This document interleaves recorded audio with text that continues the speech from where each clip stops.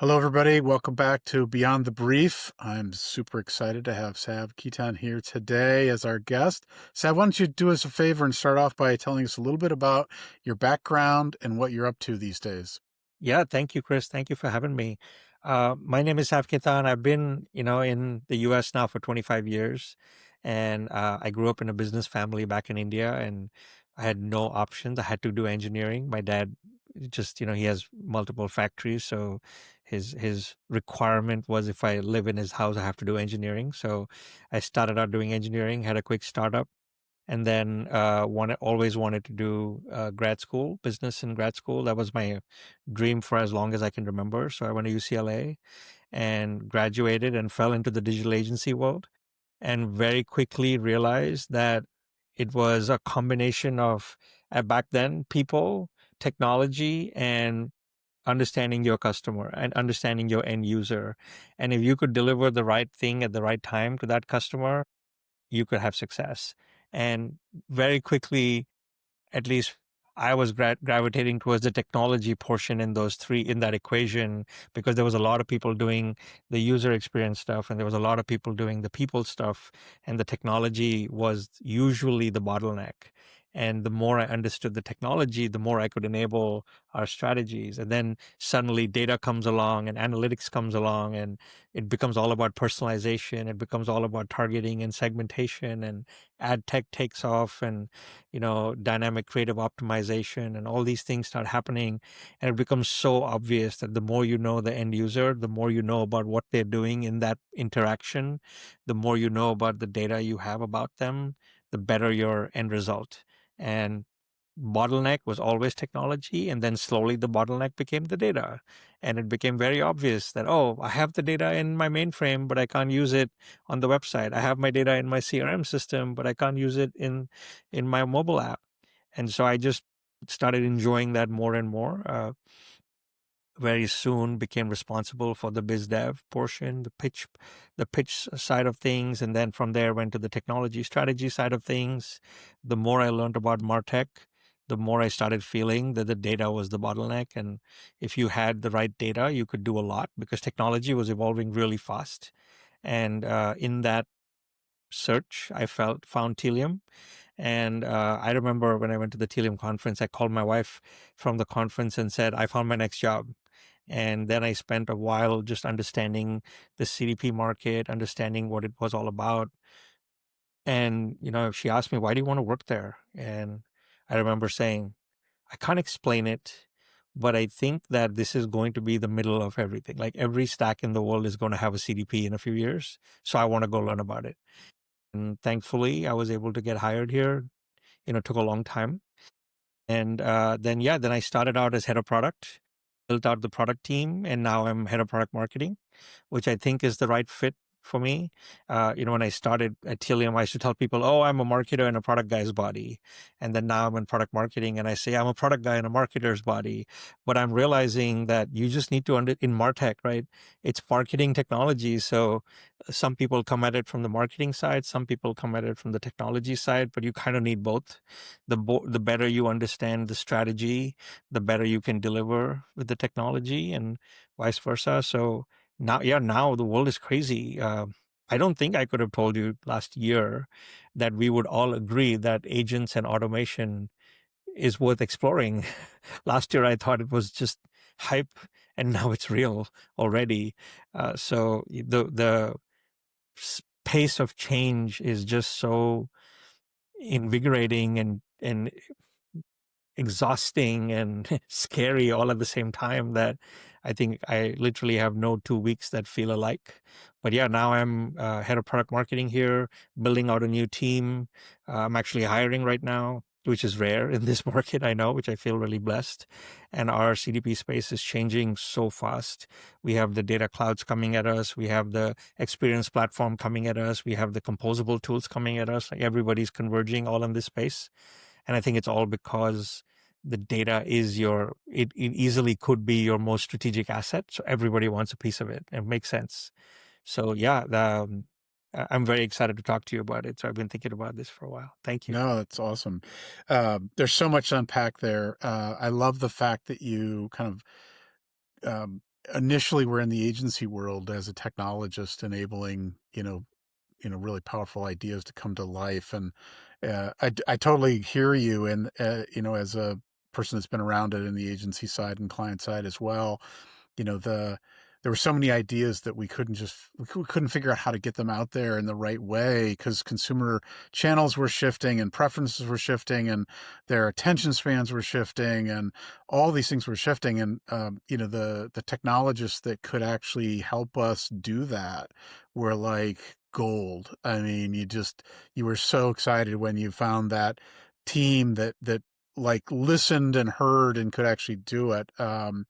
And now look where it is. I mean, you're talking about it at Telium, and I actually think like CDP is almost an underrepresentation of the power of what it can do now. Like it that feels like a small box, Totally. and now it's really about enablement of data utilization Yep. with, I mean, and real time has changed, right? I mean, real time has gone from like sometimes the same day or same Yeah. week or same month to real time as you are going through the digital experience. Yeah.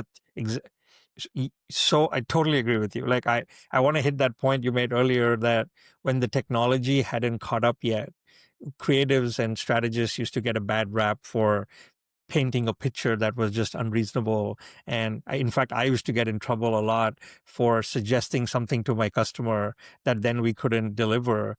And they used to always say that, oh, if Sav is going to meet the customer, some grown up has to go with him.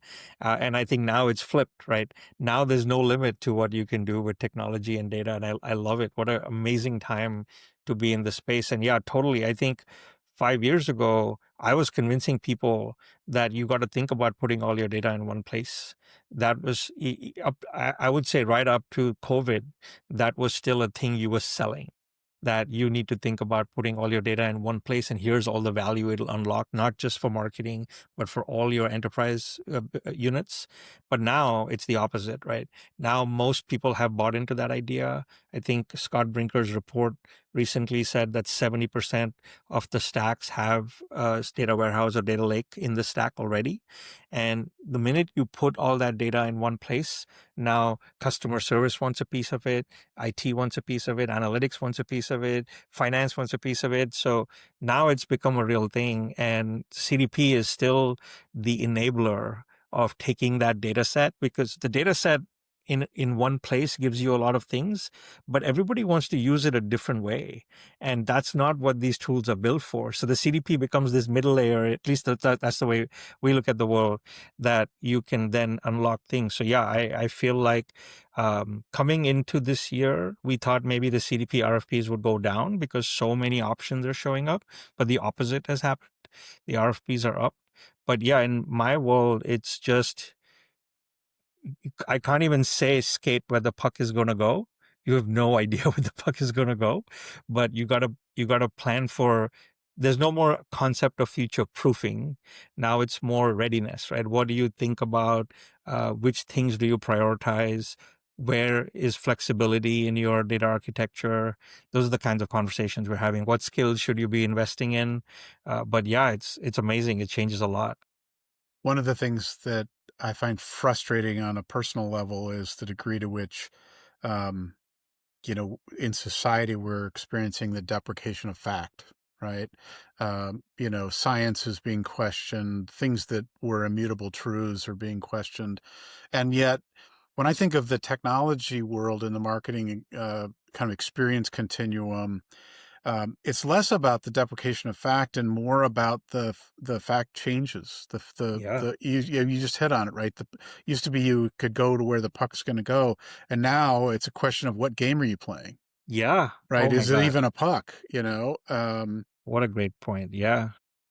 I used to say, data strategy or technology is like parenting, that it's just hard, but the reason it's hard keeps changing, right? So my daughter is 11, and the stuff I was struggling with when she was 3 is not at all the stuff I'm struggling with now, but I have very different things I'm struggling with now. So always good and always a struggle, but different reasons. And I feel the same thing's happening now. Just the problems of complete.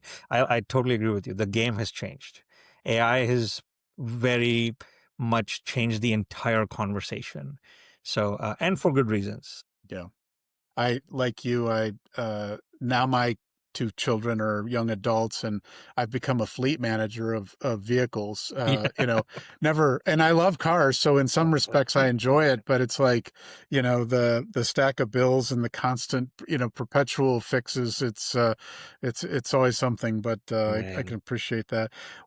Talk a little bit about the evolution away from third-party data to first-party data, and Yeah. how that's fitting in the way that you're able to enable better customer experiences, but really letting brands really connect with people differently.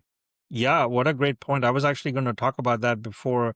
I remember there was a time, let's say like 2012 to 2016, where ad tech was progressing faster than Martech. And I remember having a meeting where they showed us this ad technology that would know if you're standing in line at a Starbucks, or if you're sitting at your desk, or if you're laying down in bed. And they would show you a different ad based on what it knew exactly what you were doing in that moment. Oh, if you're standing in line at Starbucks, we're going to show you a 3 second ad, or just a static image. If you're in bed, we're going to show you a video. And we were just like blown away that there was that level of intelligence available in the ad universe, but I couldn't get that in my CMS, or I couldn't get that in my CRM system. It was mind blowing. And that was the power of third party data back then, right? Third party data had progressed faster.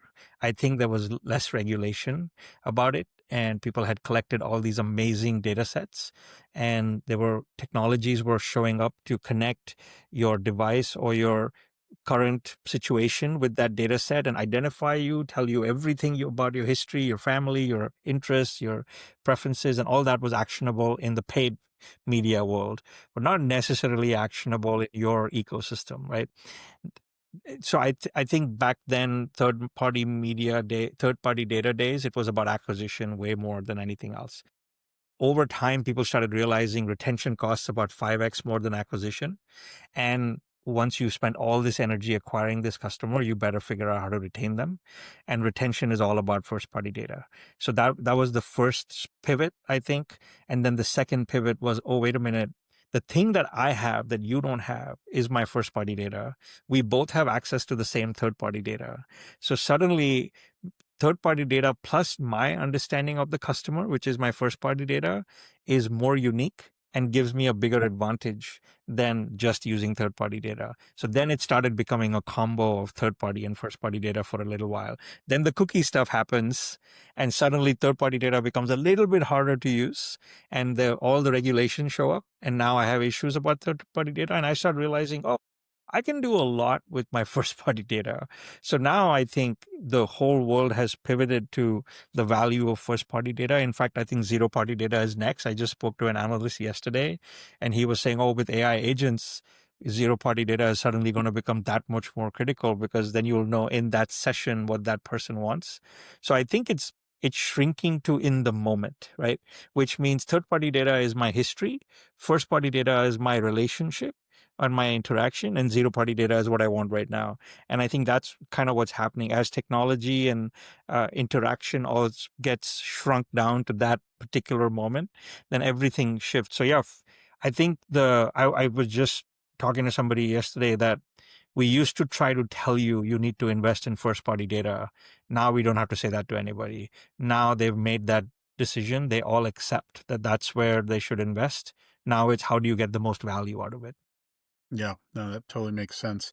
Um, Personalization is something that I've worked with a number of clients to try and do, and it's a moving ball, certainly, uh, and the thing that I think is really interesting is the power of customer centricity and personalization versus what a lot of organizations want to do is use it as a brute force weapon to commercialize the experience. And I get so frustrated because the inverse of the model of commercialization is the most true, in that if you serve customers well on their terms, they'll give you much more back, whether it's dollars and cents or advocacy or at least not a negative, right? Because the nature of a bad experience that we all have in the digital realm and even the analog realm, Hmm. it's so much easier for us to say that wasn't a good experience versus, wow, that was amazing. And part of it is we've just become, we're so used to the bad experiences or the mediocre experiences. To me, the real joy in what we do as marketers these days is actually creating delightful experiences and seeing the magic of that turn a company on fire. Absolutely. Absolutely. My CEO likes to point out about shipping, right? Like we've all gotten so spoiled with the 2-day shipping or even same day now in some places or 1-day shipping that if I go to a retailer and they say 1 week, I start looking for somebody else. I remember in LA where I used to live, there was lots of Uber. So my longest wait time in my LA home was 3 minutes for an Uber. And if I got a 7-minute wait, I would like switch to something else. And that is, I think, the point that most businesses are starting to realize that as a consumer or as a customer, I know what is possible and I know what good and great experience looks like right now. And suddenly I don't feel like only Amazon should give me this or only Zappos should give me this. I want everyone to give me the same good experience, like with our streaming platforms or with our, with pretty much everything we do. And B2B, I think, is struggling with this the most is suddenly that really crappy B2B app that you used to just accept, now you're like, wait, I know you can do better, so please do better. So I think customers have unlimited choice. The ease of ability to switch to some other brand has just completely become seamless now. I can switch immediately. I can transfer my data immediately. So now you need to give me a reason to stay. Now the loyalty is not default anymore. And I think, in fact, the stats are saying that they'll switch to another brand with just 1.7 bad experiences now. So you don't even have two chances anymore to make a mistake. They'll switch in a heartbeat. And, uh, regulations are starting to take away the monopolies, right? California still has monopoly with service providers when it comes to utilities. But the minute we have choice, like we're all deciding we're leaving our incumbent right now. So I think so much of that is customers have become highly educated about capabilities. Customers know what good experience feels like. Customers expect that and they want that. And it's actually better. So we were talking about headphones before. I'm also a massive keyboard nerd. I have lots of keyboards now. And my wife will yell at me when she gets targeted with keyboards when I'm doing research about the keyboards, right? Because everything is household now. And she'll literally yell at me at dinner. She's like, dude, stop looking at keyboards. I'm getting targeted with those ads. And it's so crazy that we know it's in the same household. She knows why she's getting targeted, but it's not relevant to her and it'll piss her off. So I think there's just expectations, they've aligned with technology. And I think brands have to embrace that. They have no choice.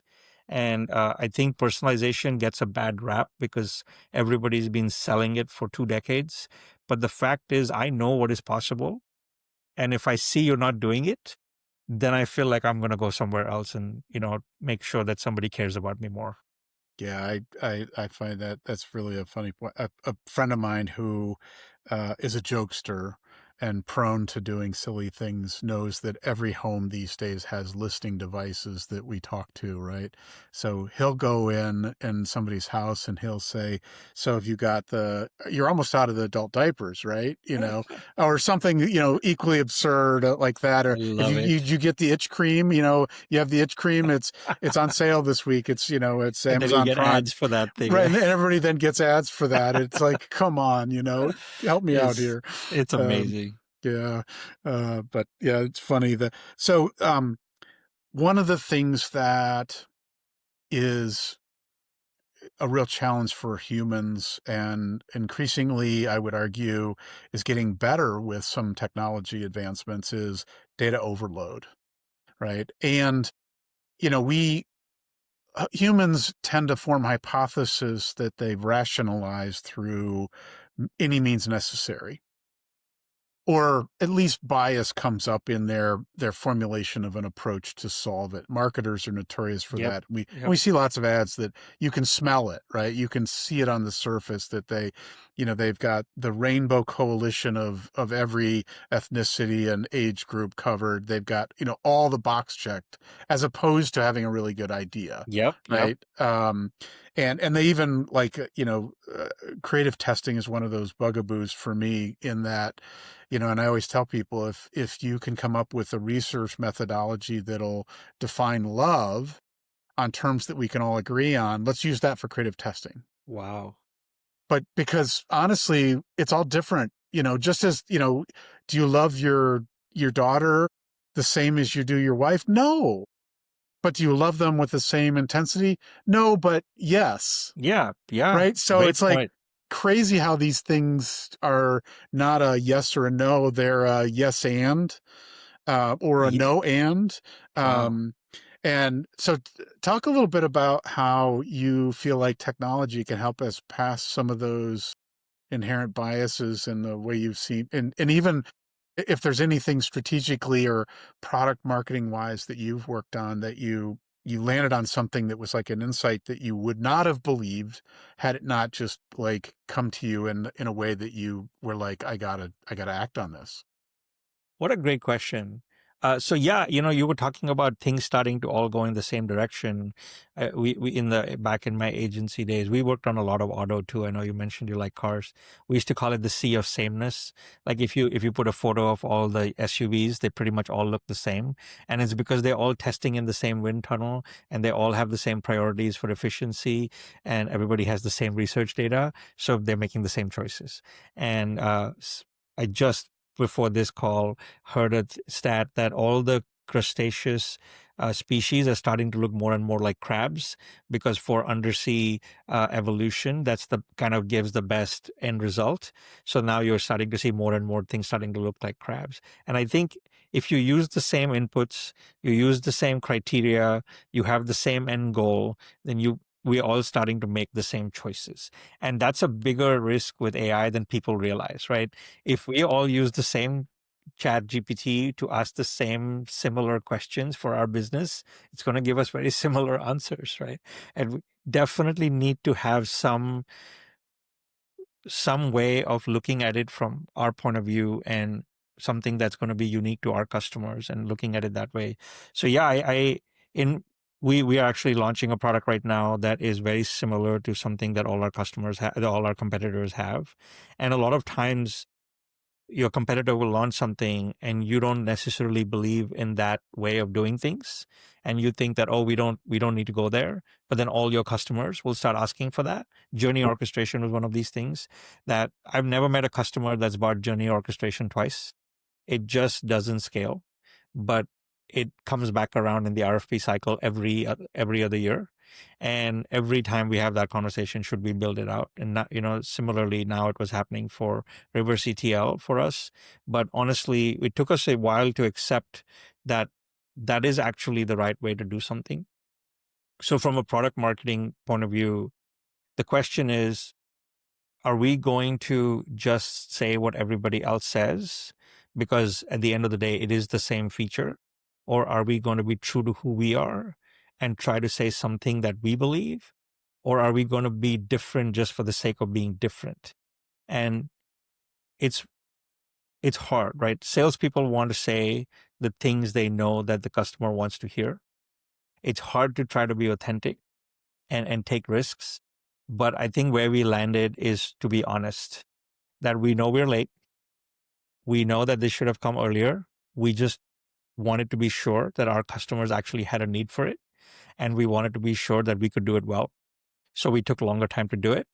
At the crux of it, it works the same as the other features. But because it's part of Telium and Telium is not the same, it has some differences. And I think it is res- the response has been way better than anybody expected, right? It's not that you want to hear what you think you want to hear. It's that you want to trust that we know what we're doing and we're giving you a feature that'll get you success. So yeah, I would say at least my brand in product marketing is authenticity and honesty. That works for me every single time. Every time I've tried to make something up or try to say it in a fancy, special way, it does not land, at least not for our teams. So we've picked that over and over again. But yeah, sometimes we'll see somebody just be very clever and it'll work for them for a little while, and then it makes you doubt your own choices. But I find a lot of stability in always being true to what, who we are. So that would be my recommendation. Oh, I love that. We talk to clients a lot about how the best ideas, the best strategies are so obvious that they'll almost get overlooked in the process Yeah. of getting to the answer. You And then know, it always feels after the fact that, oh, we should have done that, right? right. And what's interesting is, it's important to constantly remind ourselves that our senses as humans are analog. And our processor, our CPU, if you will, our brain, is using the senses concurrently, but starting from the caveman brain and working outward, right? So we start with, the emotional context, and then we put rational, order around it as best we can. And, it's amazing how just keeping it as simple as that helps sometimes to not like, I get so tired of ads that have like a bullet point list of RTBs. Like, just stop, First I have to fall in love with it, or at least it has to pique my interest. And then I'll be the one that actually decides if there's reasons to believe that I need to tell my colleagues why I bought that keyboard. I had to Yeah. have that keyboard because, it has a MIDI connection or whatever, Yeah. I mean, um, And it's sometimes there's no reason, right? Like, I had read this article about algorithmic prisons that with all the way that our social media and content media networks work, they're all using algorithms. And over time, you get stuck in the algorithm, and the algorithm is based on the 5 things you click on, and then that's all you get. And then you don't get to explore outside that. And the best example of that right now is YouTube thumbnails.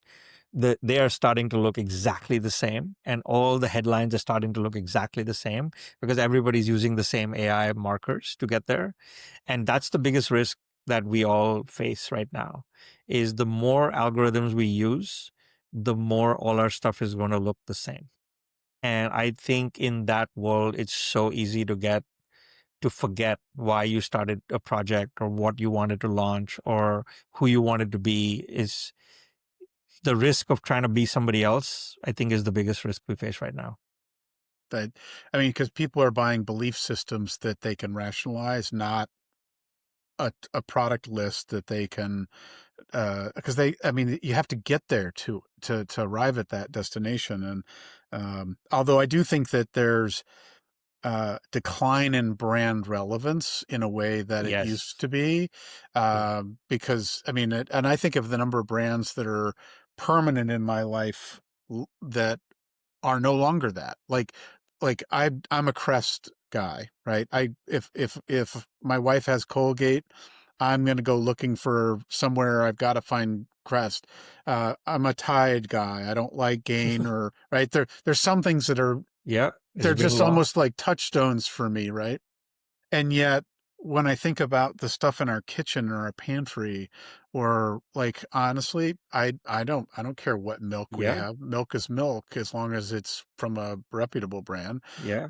And it used to be that that wasn't the case. And I think that, B2B brands are facing and SaaS platforms in particular are become commoditized to the point of, and AI, is being, and it's in everything.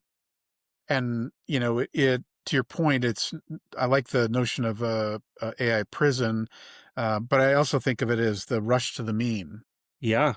right? That's a great point. It's the equivalent of what clip art initially was when we all started using PowerPoint, Yeah. right? Yeah. It was like, wow, look at this presentation. Well, it looks just like Tom's. Oh, Yeah, crap. or those smart graphics that Google started doing, right? Everybody had the same ones, and yeah, I think you made me think of this idea that when we first started to do, I remember all my phone numbers from my childhood because Yeah. back then there was no smartphone, right? So I still to this day remember my high school friends' phone numbers, and I don't know any new phone numbers for the last 15 years probably. And you start doing different things with your brain when it changes. The example that somebody gave me was 100 years ago, 98% of the people in the world did farming and 2% did something else. And now 2% do farming and 98% do something else, right? And that's what they think will happen with AI, is that we will all start doing different things because AI will take the role. But what I'm seeing from all the YouTube videos and all the examples and what everybody's talking about AI right now is they want AI to do the thinking part of my work, that make AI write your marketing brief. Well, actually, writing the marketing brief is a very strategic, very thoughtful exercise, and you put in a lot of i- intention in there, and then that becomes the input to everything else. But if you farm that out, now you've not done that core thinking that you had to do for your big campaign. And that's the risk I see. Well, on the one hand, I think it's very, very appropriate. But figuring out which thinking you should not outsource and which thinking you can outsource without having downstream impact, I think is going to be the key. But yeah, I'm worried about that on one hand, that we'll outsource decision making in the wrong way at the masked under productivity, because the productivity gains are real and you can't ignore them. I definitely agree. I work in marketing. I'm pretty sure 30-40% of our output right now is being driven by AI, and it probably should be. But I think if we stop doing our own research, if we stop learning for ourselves, if we start using AI to write my blog post and I don't even read the report, now I'm suddenly not learning. And now that is the big risk I worry about. So, but I don't have an answer yet. Yeah, like you, I think AI is generally a positive. I look at it as giving me the gift of time back to do more critical thinking. But the biggest thing I fight is my desire to use it the way I want to use it, rather than stepping back and understanding what it's good at, Yeah. and then building process around that to Yeah. allow it the opportunity to present me with novel ideas or things for me to disagree with or to challenge on an ongoing basis. I saw a good friend of mine talked about how AI can't feel the sand between your toes as a representation of the, because you say that and instantly your mind goes to that. You can smell the Ocean. Yeah. outdoors Yeah. or wherever you might be, and and it's those very unique human experiences that even over time AI will be trainable to understand the context, the syntax, the semiotics of those things, but not to genuinely, authentically know them for what they are. Yeah. And that's the difference. That's where our superpowers will, I think, always reign supreme if we continue. In fact, I think evolution will actually force us to become starfish, like in growing those. Yeah. Or you said crabs or starfish? Crabs. Yeah. Okay, Crabs. yeah, crabs, yeah. So we more crab-like, hopefully not crabby, but Ugh. crab-like, as we evolve because I mean, and I say that in another analogy a friend of mine used was when a human is wounded and one of our senses is affected, like you lose sight or you lose hearing or you lose, whatever, taste, we adapt. Yeah. We find ways, right? And to me, that is the clearest proof that we will endure this epic That's a shift great. to leverage AI. That's a great analogy. I love that. I have a colleague who lost one of his eyesight when he was a junior, and he said within 6 months his brain had figured it out, and that he's 99%, almost 100% functional, and doesn't even feel the difference, and his brain just adapted to everything. And I think that is truly our superpower. I agree with you. I love that analogy. And yes, I do think we will. I mean, right now we are in the transition. We are going from point A to point B, and that's always the hardest part.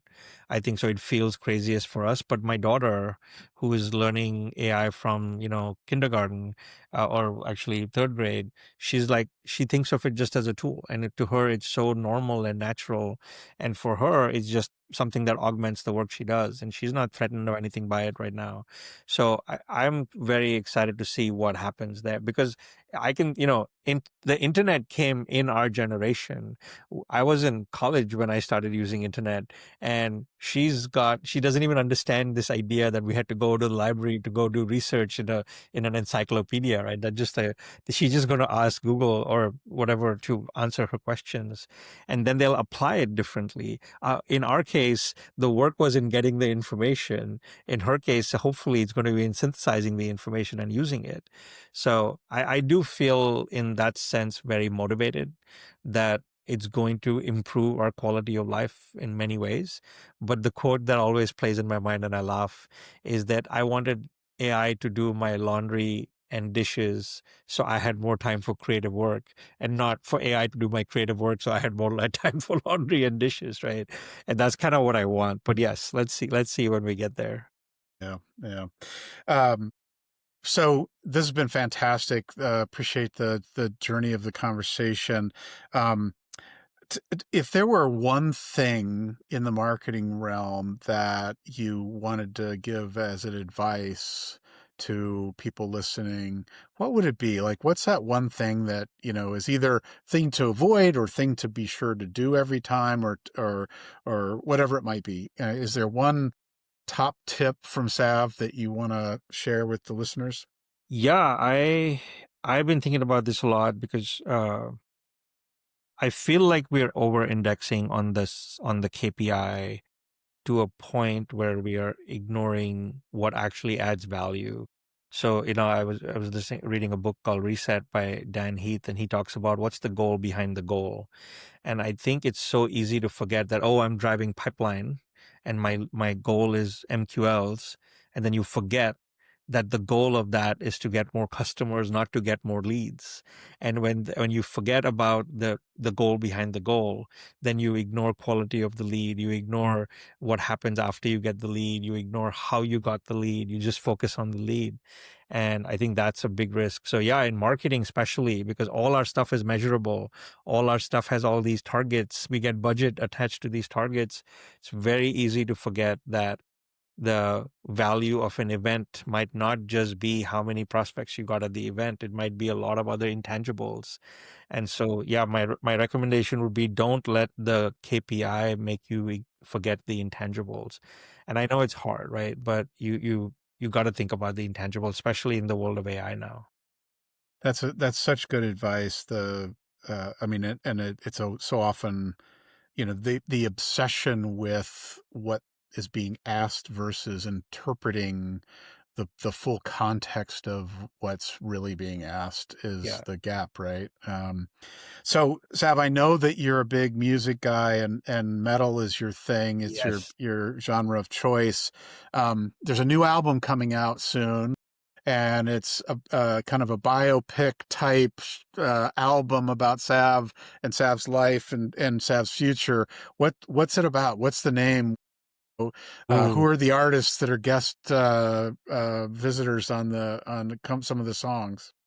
I think wow, what a great question. So there's a concert that just happened 2 days ago in Birmingham in UK, where every metal band from my childhood played all in one stage. And just been playing. I've been having FOMO of not going there. But I think what I appreciate about those bands is they didn't try to follow the trend. They made music that they wanted to make. They made music that they wanted to listen to. And I think as I was, when in our prep, you had mentioned you would ask this. So what I was thinking about is when I got hung up on what other people wanted from me, I struggled more. When I started to focus on the things that were making me happy, I found more success. So I think my album would have Metallica and Ozzy and Slayer and Pantera and Megadeth, just because those are the bands I listen to the most, probably, and Judas Priest. Uh, but what I love about them, like Judas Priest, Rob Halford, the singer, he was one of the most openly gay heavy metal artists back in the 80s when it Right. was so taboo, and he never held back. Metallica, they did not compromise their music for a long time. They did later on, but then they came back. Ozzy just never ever wanted to follow the formula, and I think that's kind of what my I think story would be about. Like, I've always been a little bit off center compared to the people I was with in terms of my hobbies or my interests or my personality. I've always been willing to stand on my own, and I think that's what my album would be about, is letting go of expectation and being, yourself, and then taking risks. I love it. That's fantastic. And what a great way to to anchor the thought of that with great examples, because I think a lot of times people are just they're moved by something, but they don't do the diligence to like understand it. And you clearly have. That's super cool. I share some of that passionate and just hearing the names as they were talking about who was on stage at different segments. I was just like, oh my God, like didn't even realize they were still performing, and yet here they were. All in one place, man. It was unbelievable. Exactly. That's beautiful. So, Sav, if somebody wants to find you in the world and actually reach out and talk to you, like, what's the best way to find you? Yeah, LinkedIn is the best. I am very active on the LinkedIn chat. I will always respond to LinkedIn messages. Please hit me up there. Mention that you guys saw this podcast, so I know you're not just trying to spam me. But yeah, I think that would be the best way to reach out to me. And my email address is very simple. It's sav@tealium.com. But yeah, if you guys want to reach out to me, just, don't hold back. Sav, thank you so much. I appreciate you. You too, Thanks Chris. all. Thank you so much for having me.